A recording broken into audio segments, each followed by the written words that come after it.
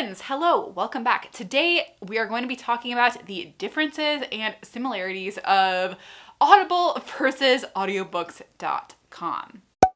Now, before we begin, I just want to say I will do my best to put whatever kind of coupon code, referral links, affiliate links down in the description box. So check that out and hopefully you can save some money on both of these services if you use my links down below.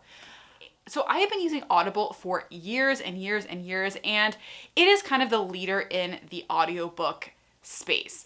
Now, I recently saw some ads for audiobooks.com pop up on social media, and I was like, what is this? It looks basically like a knockoff Audible. I'm not gonna lie, like the colors are similar. At first glance, it seems really similar. So I decided to download it, try out some audiobooks for myself, and now I can come to you with more of a holistic comparison of what is actually the difference between these two services. Now, before we get into the differences, let's talk about the similarities. Basically, both of these two services are audiobook companies, audiobook marketplaces, where basically you can go onto either of their apps and purchase professionally narrated full-length audiobooks. This is not a summary service. You are purchasing the real deal, actual book.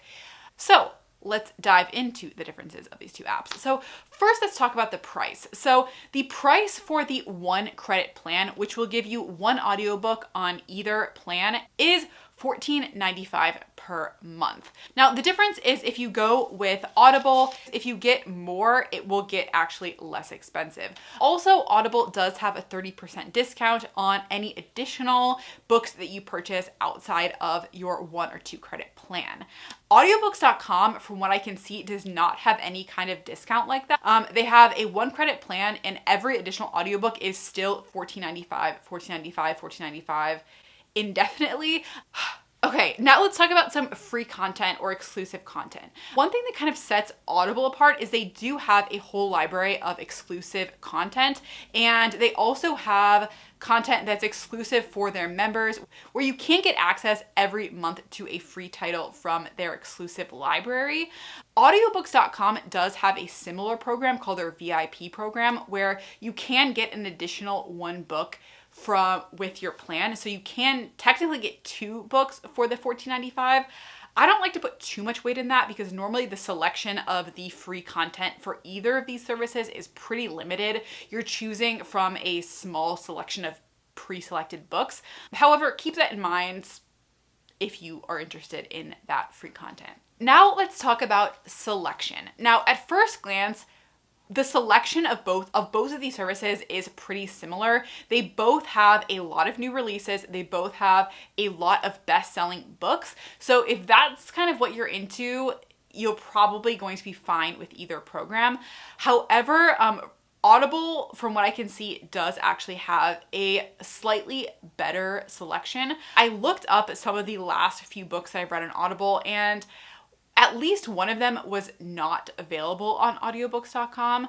Some numbers that I have seen quoted in some articles is that Audible has over 200,000 selections, while audiobooks.com only has about 150,000. So that's, 75% of the selection. So if you want a big selection, then Audible is the way to go for that as well. Now, of course, we can't talk about audiobooks without talking about the listening experience. I personally feel that the listening experience of Audible is better. With audiobooks.com, I did run into a lot of problems with the books lagging, which was especially frustrating to me because I had already downloaded the books. I was not streaming them over Wi-Fi, specifically because I wanted to avoid that problem of lagging books. And I still ran into that problem time and time again of buffering audiobooks, which is so frustrating. So I think if you want that clean, crisp audio, Audible, I think, again, is the way to go. Now, I did find some articles that said that Audible does actually have higher sound quality, like the file size or whatever they use for their audio is higher. I think it's true. And now another thing that I like to pay attention to is the audio speed, because I personally like to listen to audiobooks at higher speed. And Audible, I think, again, is the clear winner here because you can go all the way up to 3.5 speed, where with audiobooks.com, you can only go up to 2x speed.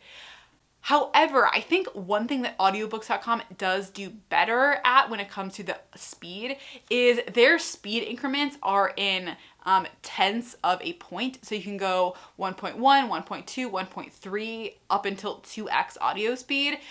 Whereas with Audible, you can only go in 0.25 increments. So it's 1.25, 1.5, 1.75, etc. And I think if you're new to listening to books at higher speed, it may actually be nice to have those smaller increments. So because of that, audiobooks.com may be for you if you kind of fall into that category.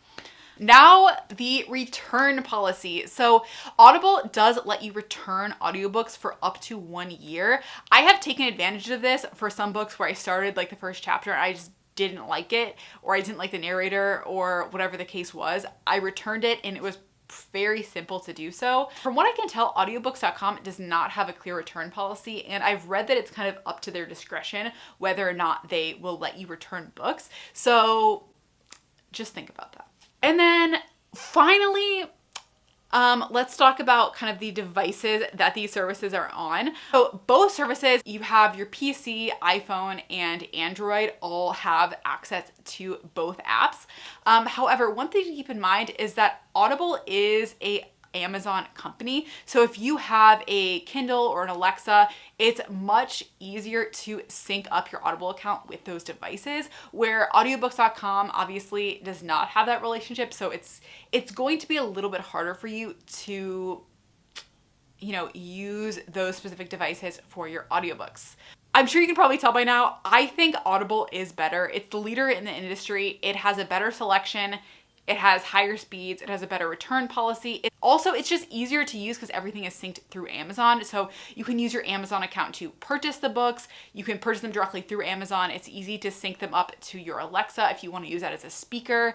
And I'm going to be honest, I think Audible is the leader in the industry for a reason, and that's because it's objectively better in pretty much every metric.